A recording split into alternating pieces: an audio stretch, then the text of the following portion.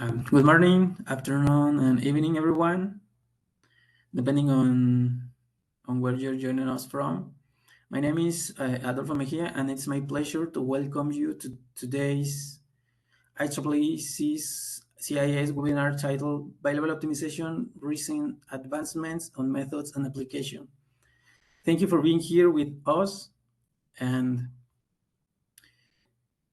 I will start with some acknowledgements. This webinar is an initiative by the IEEE Task Force on Bilevel Optimization with the support of the IEEE Computational Intelligence Society. And thank you for the support. Before we begin, let me briefly mention the purpose of the task force. Bilevel optimization appears in hierarchical decision-making problems and has wide application in economics, engineering, data science, and machine learning. While classical mathematical approaches exist, they often rely on assumptions that limit data use in high nonlinear black box problems. This task force aims to promote the development of the powerful classical evolutionary, heuristic, and hybrid methods for tackling complex bilevel problems that are still intractable today. Among its activity, the task force organizes discussion, fosters community interaction, and hosts webinars such as this one. And thank you again for being here with us. It's my honor to introduce today's speaker, Professor Ankur Sinha from the Indian Institute of Management, Ahmedabad.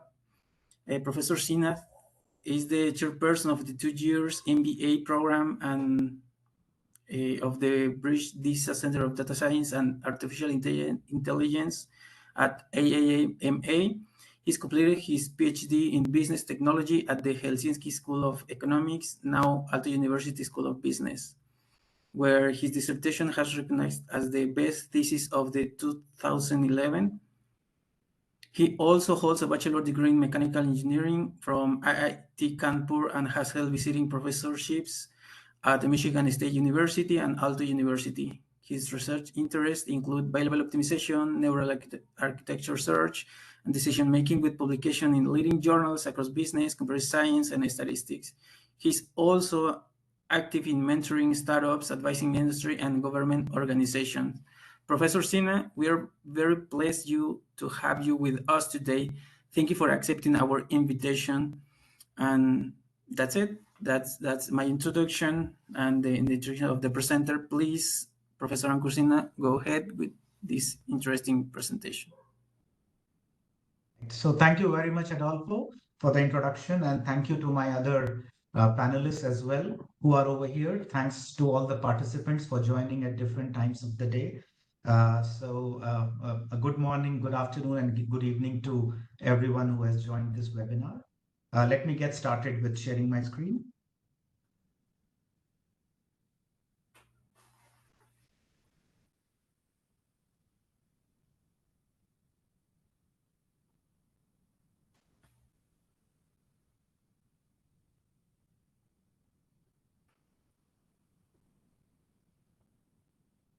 So Adolfo, can you please confirm if you were able to see my screen?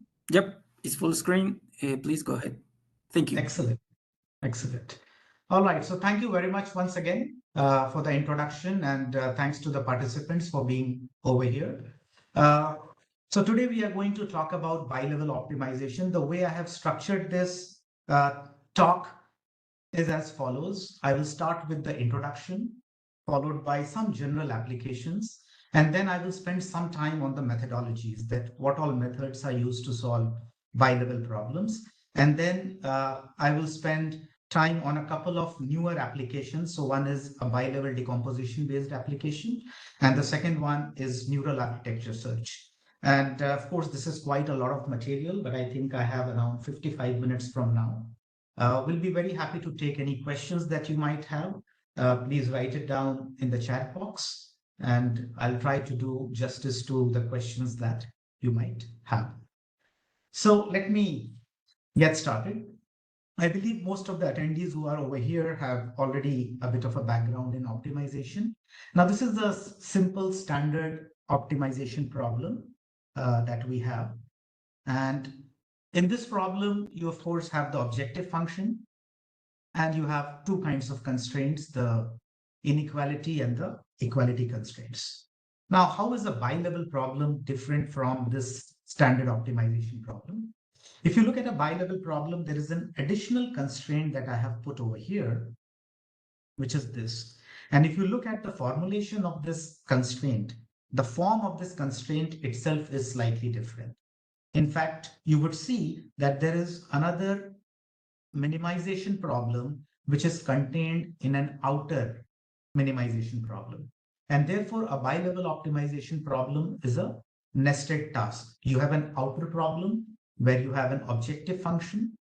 There are two kinds of variables that you have, variable x and variable y. Of course, these can be vectors. And the structure of the problem is such that whenever you are solving the lower level problem, which is over here, the lower level problem has to be solved only with respect to the variable y, whereas the variable x, which is the upper level variable, acts as a parameter. Therefore, this problem at the lower level that you have is actually a parametric optimization problem. Every time x is fixed and you are solving the problem with respect to y. Now, what exactly is the optimal solution of this overall optimization problem? If you consider this overall optimization problem, any pair of variable x comma y is acceptable as a feasible pair only when, if I consider y, which is optimal with respect to the lower level problem, and this x comma y pair satisfies all the constraints of the problem.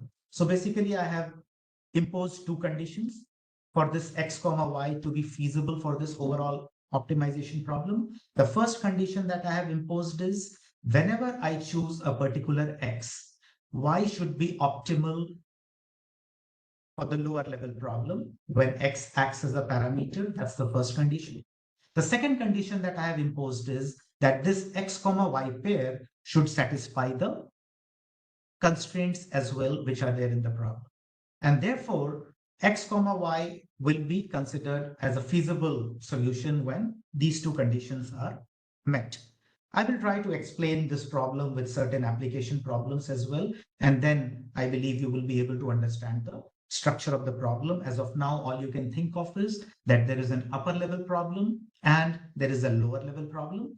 Correspondingly, there is an upper level variable and the lower level variable.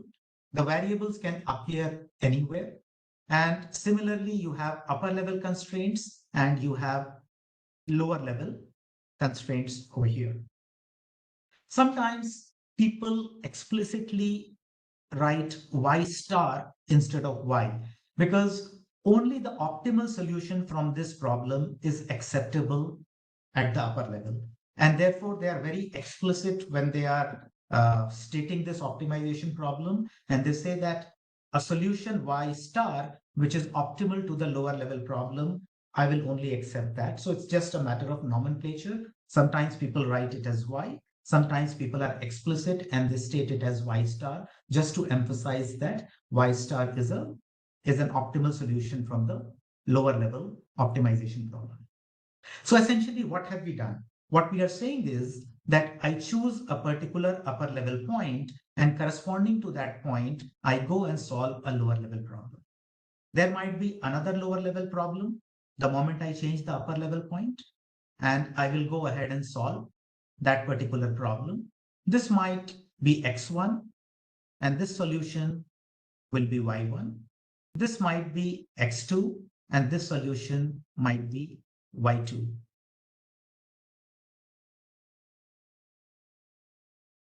Now, the x1, y1 pair, x2, y2 pair, these are all feasible solutions to the overall bilevel optimization problem. Of course, there can be many such pairs which might exist. Among these pairs, you have to choose that particular pair, x star, y star, which is best for the upper level objective, and that is the bilevel optimal solution. However, there are certain scenarios where the lower level problem may not have a single optimal solution. It might have multiple optimal solutions corresponding to any given x. In such kind of situations, it is not very clear that from the lower level, which y is going to go and pair up with x. Whether I should be choosing a y from here or should I be choosing a y from here to pair up with x to create a feasible solution for bilevel optimization problem.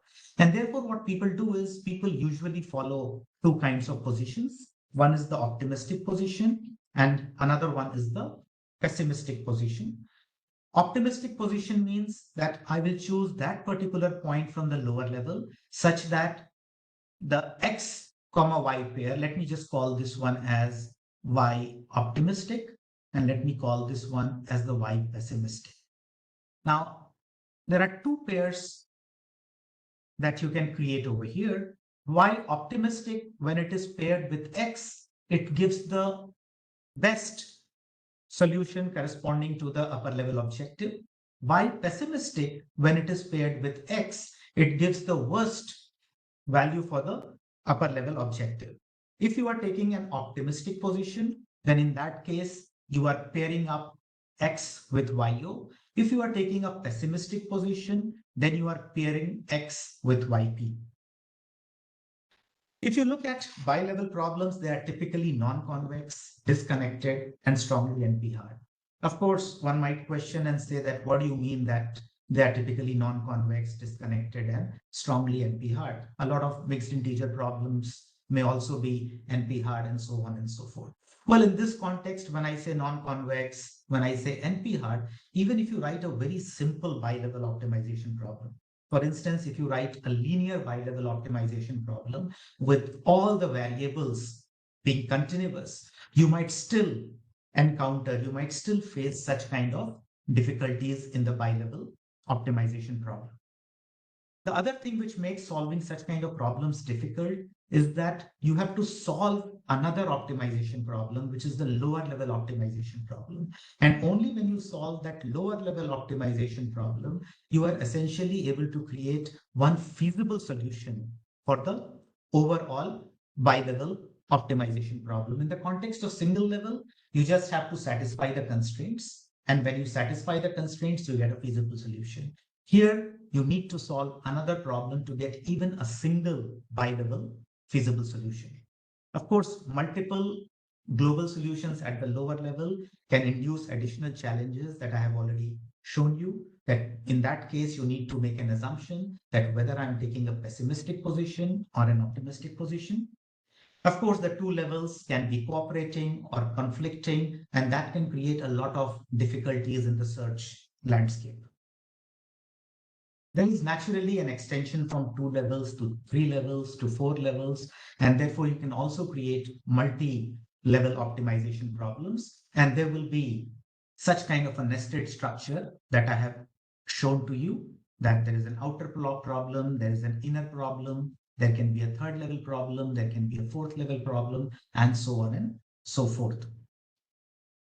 If you look at the origin of bilevel programming primarily has two origins. The first one is the area of mathematical programming. Back in 1973, Bracken and McGill, they identified such kind of problems, and they said that, you know what, these are special problems which have two-level structure, and all single-level problems are a special case of bilevel programs. And they gave the name bilevel program or bilevel optimization to such kind of, or this class of problems.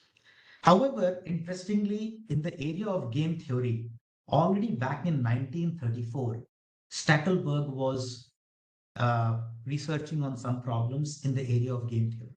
In the area of game theory, these problems were referred to as leader-follower problems, where the outer problem corresponds to the leader's problem and the inner problem corresponds to the follower's optimization problem. As I go ahead and take examples, the leader-follower structure will be clear to you. If you look at areas and the kind of research that happens in the area of bilevel, of course, there are a lot of papers on methods. There are a lot of papers on game theory, optimality conditions, network design problems. In the context of supply chain, you will find a lot of papers.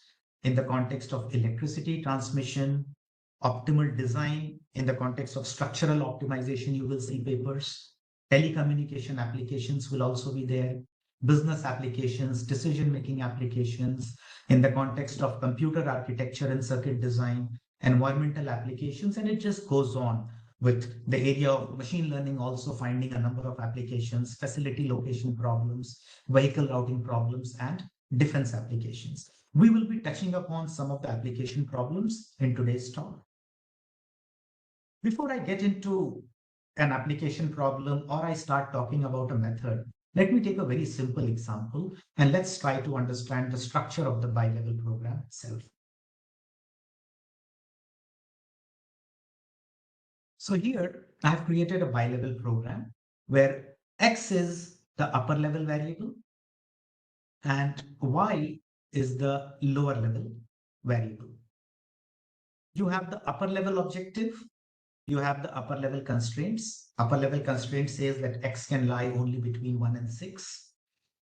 And you have the lower level problem with its own objectives and its own set of constraints.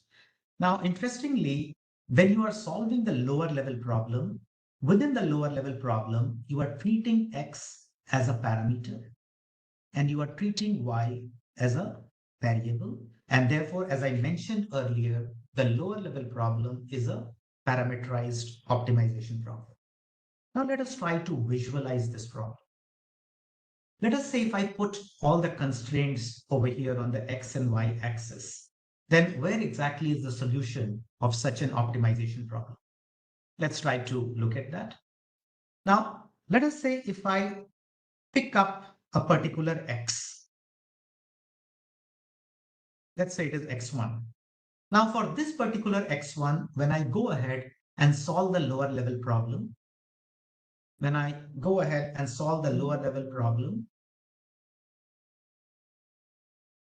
just a moment.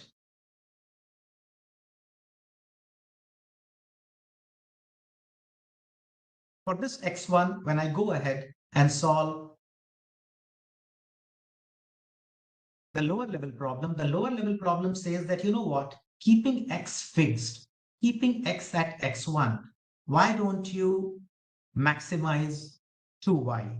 So essentially what it means is now I'm fixing X at X1, and I'm maximizing 2Y, which means the optimal solution corresponding to a particular X1 for the lower level will be over here.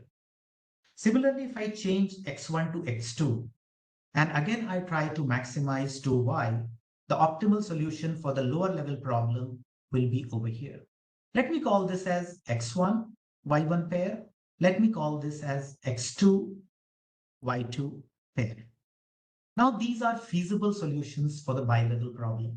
The upper level says that X can lie between 1 to 6. So for all these X's, if you solve the lower level problem, what you will get is these set of solutions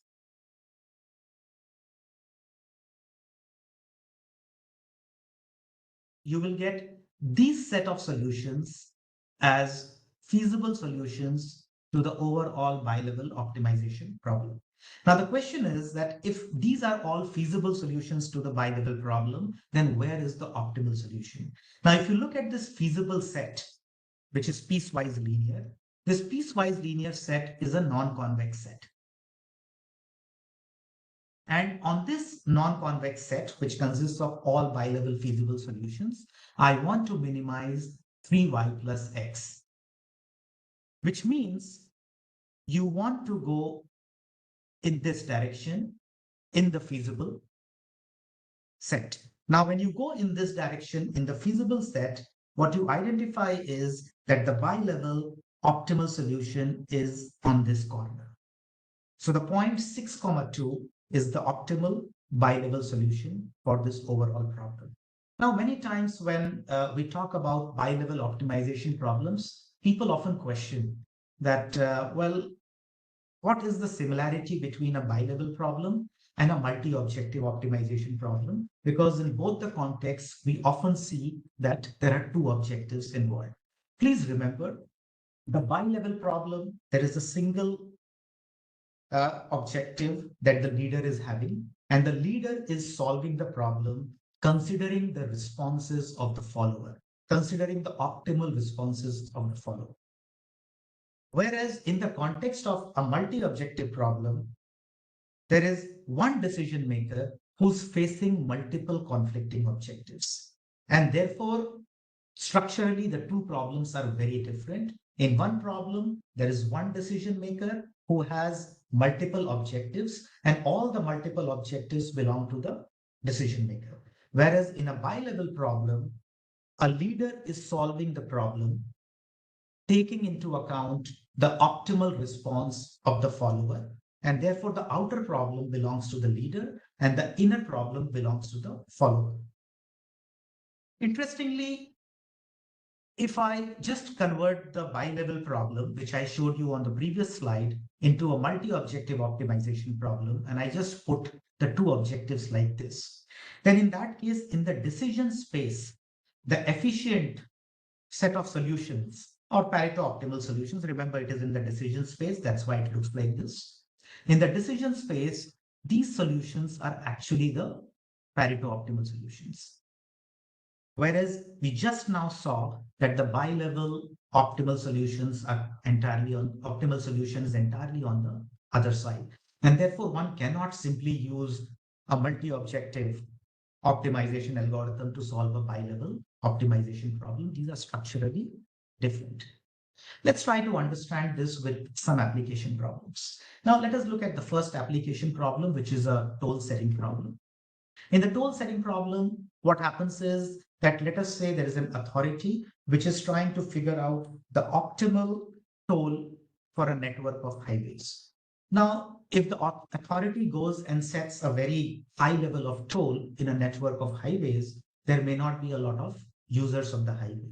And therefore, the revenues of the authority will be small.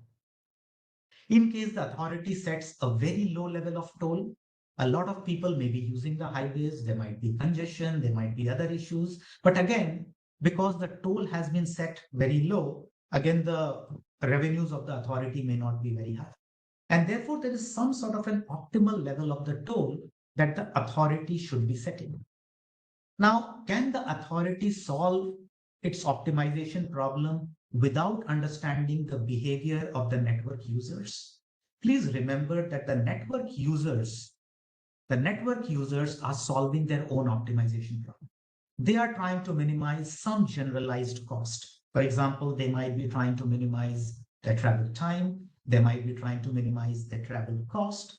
So until and unless the authority considers the optimization problem of the followers, the leader in this case is the authority,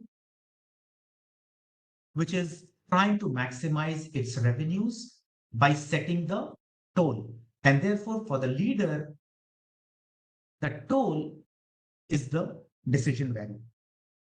For the followers, they are trying to identify whether I should use the toll route or I should use a free route, and so on and so forth.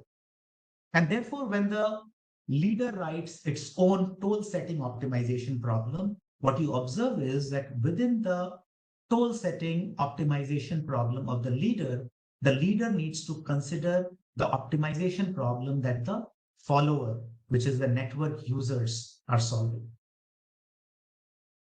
There are a lot of applications in the area of defense as well. For example, there is this popular area of interdiction problems where an attacker defender problems may be identified. For instance, an attacker is trying to maximize the operating cost post-attack, considering the actions of the defender. For instance, let us say in the context of India, if there is an attacker who has a budget of attacking 2 airports, and let us say the 2 biggest cities are Delhi and Mumbai, and the attacker says that, well, we can go ahead and attack these 2 big cities, and that will create a lot of disruption in their operations. However, let us say close to the cities of Delhi and Mumbai, there are other airports also available.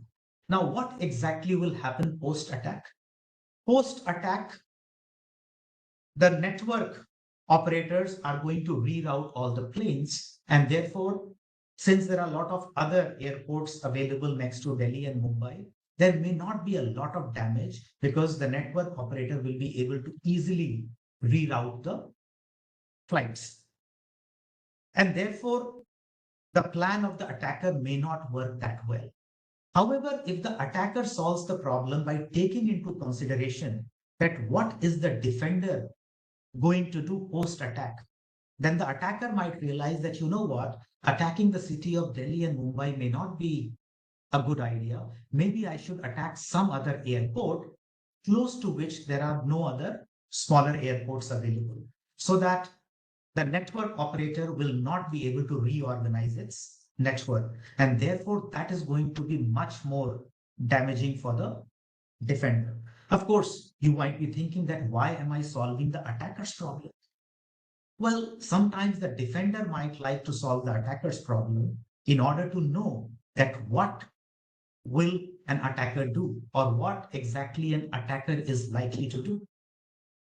Because once the defender knows that, you know what, these are the actions that the attacker can take, the defender can go ahead and protect those airports, protect those cities, and so on and so forth. And such kind of problems, if an attacker is solving, it is a natural two-level problem. And it is popularly known in the literature as interdiction problems. Of course, there are other classes of problems as well, defender-attacker problems that appear as protection problems. And then there are network design problems, which are three-level problems, which are defender-attacker-defender problems. One example I have in front of you. Now, let us say if you want to go from the starting location S to this terminal location T, and the paths are made in front of you. If you look at this triplet denotes length of the path. This is the extension of the path in case an attacker interdicts this path. And the third triplet is the budget required by the interdictor to interdict this particular path. Now, in this case, what is the objective of an attacker? Let us say if the interdictor has a budget of 2, then in that case, the interdictor can interdict a maximum of 2 paths in this case. And therefore, what is the problem an interdictor or an attacker is solving? The attacker wants to destroy a subset of arcs so as to make the shortest path between S and T as maximum. Or in other words, you are trying to make the shortest path between S and T as long as possible by interdicting 2 arcs. If you look at this optimization problem, that how does it appear mathematically, you will see that the mathematical formulation of this optimization problem is given like this, where the lower level problem is the shortest path problem. What is the attacker doing? Attacker is doing, what if I interdict these 2? What is the shortest path in this case? Then the attacker might say, what if I interdict these 2? What is the shortest path in this case? What if I interdict these 2? What is the shortest path in this case? What if I interdict these 2? What is the shortest path in this case? And the attacker will try all of these possibilities, and whichever 2 interdictions make the shortest path the longest, that is actually the optimal solution for the attacker. There are other application problems in the literature as well. And I have one problem from the agribusiness area. Now, let us say if there are a lot of farmers who are using fertilizers with the sole objective of maximizing their profits. Now, in such cases, very often the farmers might go ahead and use a lot of fertilizers. Well, if you use a lot of fertilizers and let's say the land is in a catchment area, it is located close to a pond or a river, then the fertilizers that you add to the land, the water that flows into the river or the pond, it might actually lead to a lot of pollution.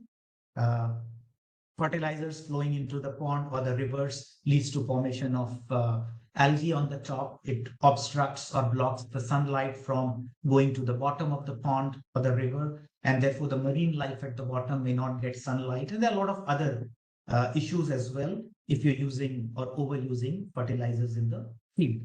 Of course, one does not want to stop the use of fertilizers, but you should not be overusing it.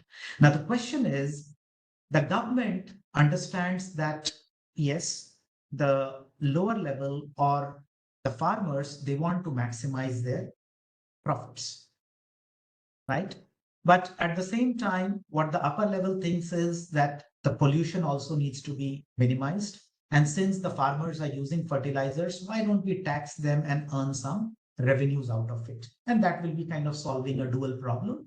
Pollution will be lower and the government will be able to get some revenues from taxation of the fertilizers. And therefore, this bi-level optimization problem has two objectives for the leader, where the leader's objective is to lower the pollution, and the leader's objective is also to make money by taxing fertilizers. Of course, if you tax fertilizers, the usage of fertilizers will come down, and of course, some revenues will flow to the government.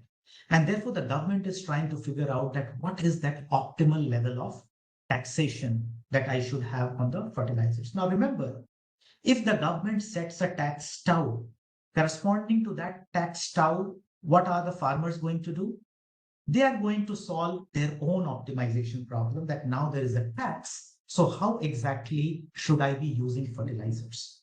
And therefore, if the government wants to manage pollution, they need to consider the response of the followers, or they need to consider the response of the farmers to solve this overall optimization problem. Now, what are the solution methodologies that are popularly used for solving bi-level optimization problem? Let us start with a very simple problem. Here, there is a simple linear problem. If you look at all the functions, upper level objective, upper level constraints, lower level objective, and lower level constraints. One of the popular techniques to solve this problem is simply replacing this lower level problem with its KKT conditions. Right? We know that the Karush-Kuntakar conditions are a set of conditions that can replace an optimization problem or a convex optimization problem. And this is exactly what we are trying to do over here. Here we have a linear program, and the linear program is being replaced with a set of Karush-Kuntakar conditions. Now, the moment I do this, I get an optimization problem which is single level. Since I do not have a solver to solve a two-level problem, what essentially I'm trying to do over here is I'm reducing the two-level problem, a bi-level problem, into a single level using KKT conditions, and then I'm solving it using a solver. However, what is the challenge? The challenge over here is that the moment I convert this problem, linear bi-level problem, into this form, everything is linear. Everything is linear. However, if you look at this particular constraint, there is a non-linearity in the complementary because of the complementary slackness conditions in the from the KKT conditions that are flowing in over here. And therefore, this program becomes a non-linear problem. However, it is possible to linearize it. Let me just show this to you with an example. This is the same example that I showed you a while back, the example that I showed you graphically. So what I have done over here is I have replaced the lower level with its KKT conditions. Now, here what you observe is that there are three nonlinear constraints, and these three nonlinear constraints can be linearized using big M approaches. But still, it results into a mixed integer linear program. And therefore, a linear bi-level optimization problem can be converted into a single level mixed integer linear program. There is another approach that can be used to solve linear bilevel optimization problems as well. Let us consider a linear program, bilevel program. And here, what we have done is we have picked up this program, and here we have the upper level constraints and the lower level constraints. And at the same time, I have certain conditions which are coming from duality. For instance, you have the strong duality conditions and you have other constraints as well over here, which I'm utilizing to convert the linear bilevel problem into a single level optimization problem. However, once again, what you observe is that once I use the duality principle to convert the linear bilevel problem into a single level program, there is still a nonlinearity that comes into the picture. As you can observe over here, x and lambda are getting multiplied. Lambda is the dual variables that we are considering over here. And if at all I have to solve this optimization problem, I have to use a nonlinear solver because it is not easy to linearize this particular constraint which is appearing in this case. Though this formulation is looking slightly simpler than the KKT-based single level reduction that we had done. However, it may not be easy to linearize this particular constraint in this context.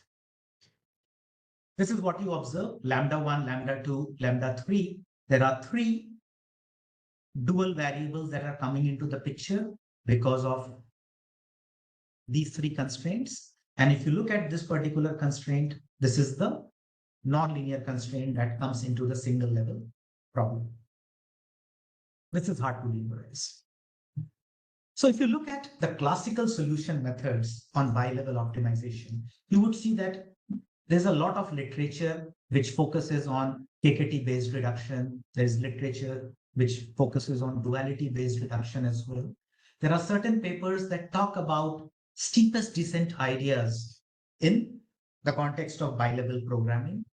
There are papers which use penalty function method, wherein they pick up the lower level problem and they try to write that problem as a penalty term at the upper level. And then they say that, okay, let's solve this penalized single level problem iteratively to get to the bilevel optimum.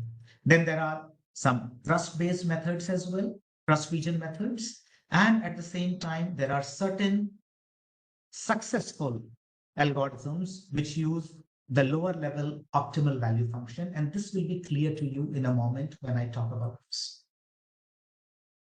Similarly, in the context of evolutionary methods, you will find a large number of approaches. For instance, there are certain approaches in the literature which solve this problem in a nested manner. So what they do is they sample X at the upper level and they go ahead and solve the lower level problem completely. And they get one XY pair. Then they sample another X, they go ahead and solve the lower level problem completely, and they get another XY pair. And using this sampling exercise, they generate a lot of XY pairs and finally pick up the one whichever is best with respect to the upper level objective and constraints. Though this sounds easy, but however, these nested approaches are very costly and are not the way forward. Right? If your problem is a small scale problem, maybe you can do it. But the moment you have even a slightly larger problem, considering of 10, 15, 20 upper level variables, this completely goes out of hands, because if the lower level problem is also very complex, you cannot solve it many times. Of course, even in the area of evolutionary algorithms, people have use single level reductions like KKT approaches and duality based approaches. But again, some of the successful approaches which are there are using some concepts from bilevel optimization, like approximating the rational response mapping or the lower level value function mapping that I just mentioned a while back. And I will talk about these. There are, of course, other approaches like trust region approaches, approximate KKT approaches, Kriging-based methods for solving bilevel problems, but using certain mappings in the bilevel optimization context is often helpful when it comes to creating a solution procedure for solving these problems.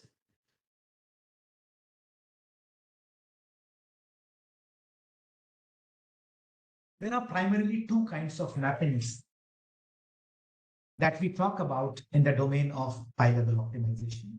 The first mapping is the psi mapping. Now, what is the property of the psi mapping? Let us say right now what is happening is whenever I give X to this problem, it throws an optimal Y. And therefore, in case I can replace this with psi X, that whenever I give X to this mapping, it throws the optimal Y. Then in that case, I can convert this problem into a single level problem where we have the psi function, which is giving me the optimal Y. Sorry, I should not even call psi as a function because psi is not a function. Psi is a mapping, set valued mapping in this case, because there could be multiple lower level optimal solutions. And therefore, I need to define that whether I'm taking a pessimistic position or an optimistic position. However, in case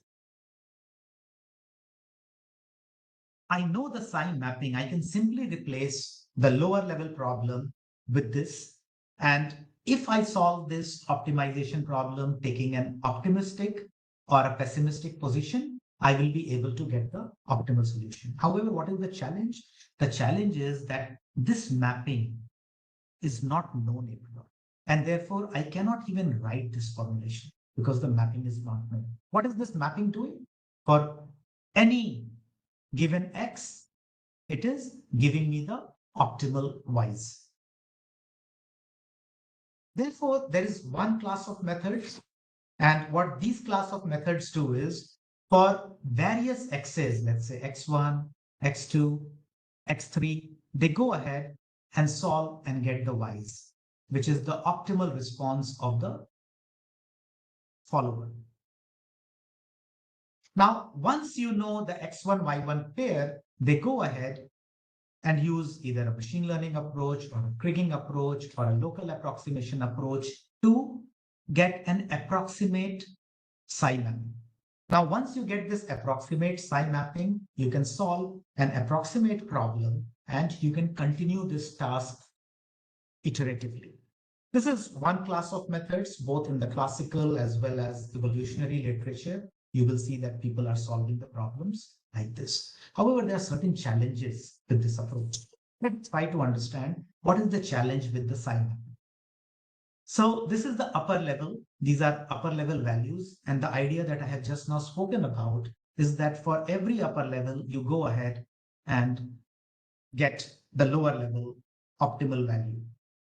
Let me call this as psi A, psi D, psi C, and psi B. And then you can use some approximation approach, machine learning or a local approximation method or a kriging method to get the psi mapping. Now, once you know the approximate psi mapping, once using my evolutionary algorithm, let us say let's say the blue one is the red one is the true mapping. The red one is the true mapping. And when I do the approximation, I get the blue ones, which are the approximation of the original mapping. Now, once I have this approximation, if I sample E at the upper level, then in that case, I need not solve the lower level optimization problem. I can simply pick up a solution from this approximate mapping, and I can continue solving the bilevel optimization problem with the help of the mapping. However, the challenge over here is that what if at the lower level you do not have a single optimal solution but multiple optimal solutions? How do you approximate this moving set? There is another class of approaches which is much more popular, and this is called the optimal value function mapping. What is an optimal value function? An optimal value function mapping is often denoted by phi x. As I said in the previous case, the psi mapping itself was a set valued mapping, because for any x, it returns all the optimal solutions of y. It is much more complex and difficult to handle. However, the moment you consider the optimal value function mapping, remember, it is a function. The moment it is a function, it is taking x as an input and returning a single quantity as an output. What quantity is it returning? It is actually returning the optimal lower level function value corresponding to x. So in other words, it is returning the value f of x comma y star.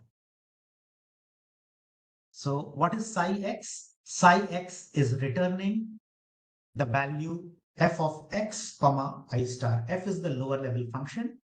It takes, for any given x, to solve the optimal optimization problem. Phi x denotes the optimal value of this function corresponding to an x. Psi x denotes the arguments corresponding to any given x. And that is the difference between the psi mapping and the phi mapping. Interestingly, again, the phi mapping is also not known a priori. However, approximation of this mapping is a lot easier because this mapping is a function. The moment I can approximate this phi mapping, I can write down the bilevel optimization problem in this manner. If you see, what all things do I have in this problem? I have the upper level.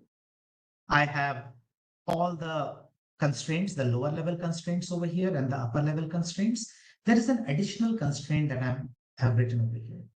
Now, what this constraint says is that the lower level function value has to be less than or equal to its optimal value for a given x. Of course, this is possible only when fx comma y is equal to psi x, is equal to phi x. So what exactly am I imposing over here? What I'm imposing over here is that f of x comma y can only take optimal function values. And therefore, this single level representation is equivalent to the original bilevel problem. However, you have to be iteratively approximating the phi mapping. Only then you will be able to solve the bilevel optimization problem. And this is the fourth class of approaches which are very popular and most successful in the literature. Of course, there are other classes that I already mentioned: gradient-based, penalty-based, trust region. Very often you will see that these methods are used in conjugation with the first four classes. Now, let me get to some of the interesting applications. I just have around 11 minutes left, and I'll try to devote 5 minutes to each of the classes of the problems. Meanwhile, I'll just quickly check if there are questions that people have asked. Not able to see the chat window for some reason. No question at this moment, questions. but all right. But I'm unable to see the chat window. Fine, no issues. So I'll continue with this. The first application that I'm going to talk about is bilevel decomposition. Now here what we are doing is something very different. What we are saying is that, all right, bilevel problems is one class of problems, but can we convert a single level problem to a bilevel problem? That might sound very counterintuitive to you. That so far I have been talking about converting a bilevel problem into a single level problem, but now I'm saying, can I convert a single level problem to a bilevel problem? Now, I'm going to do this for specific kinds of benefits that I will derive from this. Let's try to understand what are the benefits. If you look at this example problem that I have in front of you, what do you observe? What you observe is that x1, x2, and x3, These are three variables that are inducing some nonlinearity in this problem. On the other hand, if you look at variables x4, x5, x6, everywhere they are linear. And therefore, the nonlinearity causing or difficulty inducing variables that we have over here are x1, x2, x3. Now, if at all you have to solve this problem, you can solve it in a very interesting manner by decomposing this problem using bilevel decomposition. And what is it? See, what we have done over here is, let me call x1, x2, and x3 as u1, u2, and u3.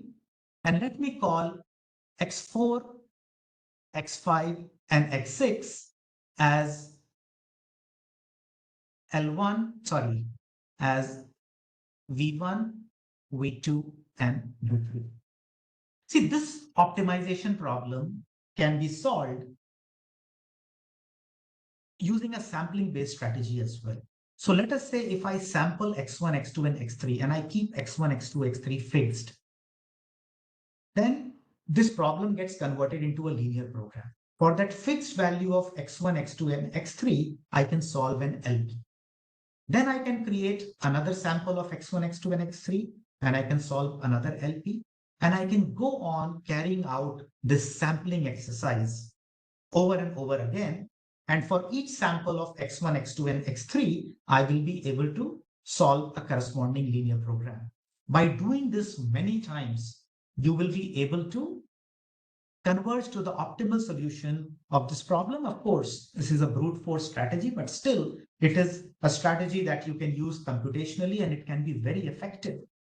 For instance, if you just apply a classical approach to this problem, it might get into a local optimum, get stuck into a local optimum, and so on and so forth.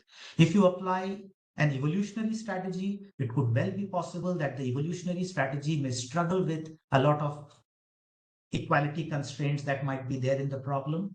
But this sampling based approach combined with LP can actually do wonders. Therefore, if you look at the structure that I'm using when it comes to solving this problem is this kind of a structure where I'm choosing U1, U2, and U3 as upper level variables. And then I'm saying that, you know what, for every U1, U2, and U3, go ahead and solve this problem with respect to V1, V2, and V3. If you look at this objective and this objective, this is exactly the same. They are not at all different, but this is something we are treating at the upper level. This is something we are treating at the lower level. And in this context, we have brought all the constraints at the lower level.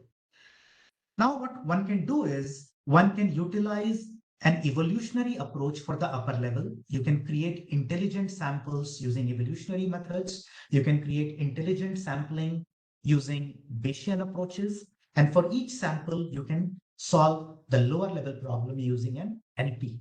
And by doing this repeatedly, you can solve this optimization problem, and this can be very effective. Interestingly, this bi-level decomposition is providing you an excellent opportunity to use two methods together.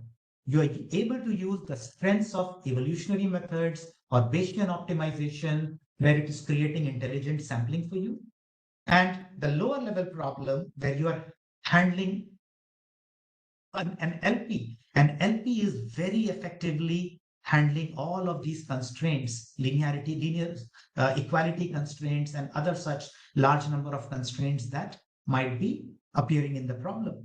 And therefore, this two-level strategy can be effective for certain kinds of single-level optimization problem as well. But one of the questions would be, how do I decompose? Of course, here I have done the decomposition manually. Can one decompose the problem automatically as well? And that is something can be addressed using a variety of approaches that we have tried in some of our papers. I just want to, as I promised in my abstract, that I will be introducing one interesting data set to all of you as well, which is arising from one of our studies with a couple of my students, Shobhit Arora and Dhaval Pujara. In this particular study, what we have done is we have identified around 11,500 mathematical models single level optimization problems, bi-level optimization problems, multi-objective optimization problems from the literature. A lot of those problems are printed, some of them are handwritten, some of them are written on tablets like an iPad and so on and so forth. And there are overall 11,554 optimization problems. For each of the optimization problems, we have provided the LaTeX script for all the 11,000 problems, 11,554. For 1,000 problems, we have provided the PyOmo script as well. And this data set has been released publicly, which is available on Kaggle. So if you just click on the link, you will see that this data set is present over here. Here you will be able to see all the 11,554 optimization problems.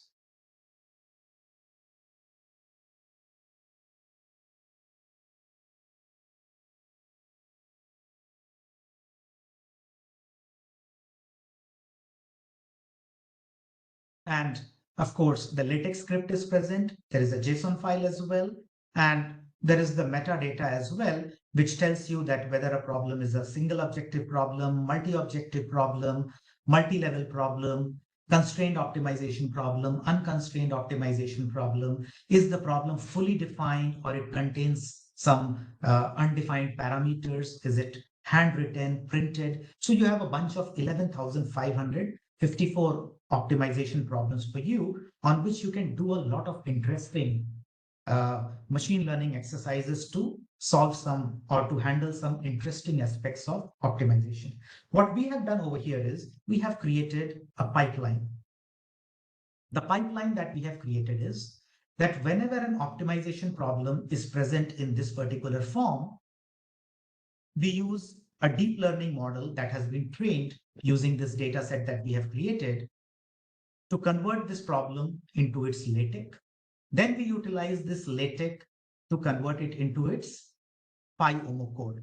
Once the problem is present in the form of PyOmo code, then we use our bi-level decomposition strategy, where the upper level is handled by an evolutionary approach and the lower level is handled by a classical approach. And we have solved some interesting, difficult real-world problems with this method.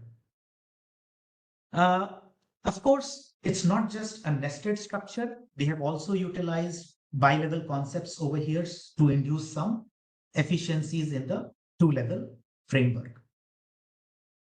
Additionally, the question is that how exactly are we splitting the single level problem into the upper level and the lower level? There again, we have utilized some machine learning approach to split the problem into two levels. But to keep it simple, what have we done? What we have done is we pick up an image, convert it into its LaTeX code. We pick up the LaTeX code, convert it into its PyOmo code. Then we use the PyOmo code and give it to our bi-level decomposition-based solver to solve this optimization problem. And the bi-level decomposition solver is able to do some interesting things of splitting the problem into upper, lower level, and it's able to handle a good class of problems that you would see in the paper. I will now move on to the next application problem that I wanted to discuss. I know that I'm out of time, but I'll just quickly address this problem as well, because neural architecture search itself is a bi-level optimization problem. The challenge with neural architecture search is the moment you are trying to identify a neural architecture, if you take a very simple architecture, your training and validation accuracies can be very poor. If you take a very complex architecture, training accuracy can be excellent, but validation can be poor because of overfitting. And therefore, the question is, what is the optimal architecture? Searching the architecture, things are discrete in nature. And at the same time, if discretely I sample architectures and for every architecture I solve the model parameter estimation problem, then I'm just trying to identify too many machine learning models, and this can become computationally very difficult. And therefore, the question is that can I do it in a bit more structured manner? Now, this problem can be written as a bilevel optimization problem as well, where at the upper level, you are searching for the architecture, and at the lower level, you are searching for the model weight. Every time you choose an architecture, there is a corresponding optimal model weight. You choose an architecture, there is a corresponding model weight, and so on and so forth. Now, which A1 and W star A1 pair will you like? Will you like A1 or A2 or A3? Which one will you like? In this context, you have to make the selection using the validation loss function that you have over here. And at the lower level, you are trying to optimize the training loss function. Now, bilevel ideas can be applied over here. And very quickly, there are three classes of approaches that people use. The first class of approach, again, is a grid and random search approach that people commonly use, which is a naive approach. The second approach that people commonly use is Bayesian optimization, evolutionary computation-based approaches, reinforcement learning-based approaches. But these are also extremely slow because here also you are sampling and then solving a lower level optimization problem for each architecture. Relatively faster approaches are based on hypergradient based methods and bilevel optimization based methods. However, there is one challenge. Some of these approaches are able to handle both continuous as well as discrete hyperparameters. However, when it comes to these methods can handle only continuous hyperparameters or continuous upper level variables. And therefore, you will find some papers where what people have done is they have relaxed the neural architecture into a continuous structure. And the moment a neural architecture is relaxed into a continuous structure using a softmax function, I will not go into the details of this method, but the moment it is relaxed using a softmax function, the possibilities are immense. Now you have a nonlinear optimization problem where the architecture is continuous as well as the model parameters are continuous, and therefore, interestingly, you can apply a lot of bilevel methods, you can apply hypergradient approaches, and so on and so forth. And that is what a lot of papers are doing recently, using hypergradient optimization to solve problems in neural architecture search. They're using KKT-based reformulation to solve the neural architecture search problem, lower level value function to solve NAS problems. They're writing some auxiliary programs using bilevel concepts to solve such kind of problems. With this, I come to the end of this presentation, but the comprehensive details of today's presentation can be found in these three articles, which I have listed for you. And these are archive papers that have been put up online recently. But these are the references from today's talk. Thank you very much for your participation. Apologies for the extra 5 minutes that I have taken. Thank you. Thank you, Ankur, for the presentation. We have here a lot of questions. Yes. So we can proceed with some of them and, sure. and then to proceed to finish this webinar. So we are running out of time. So, yes, so now some of the people are asking if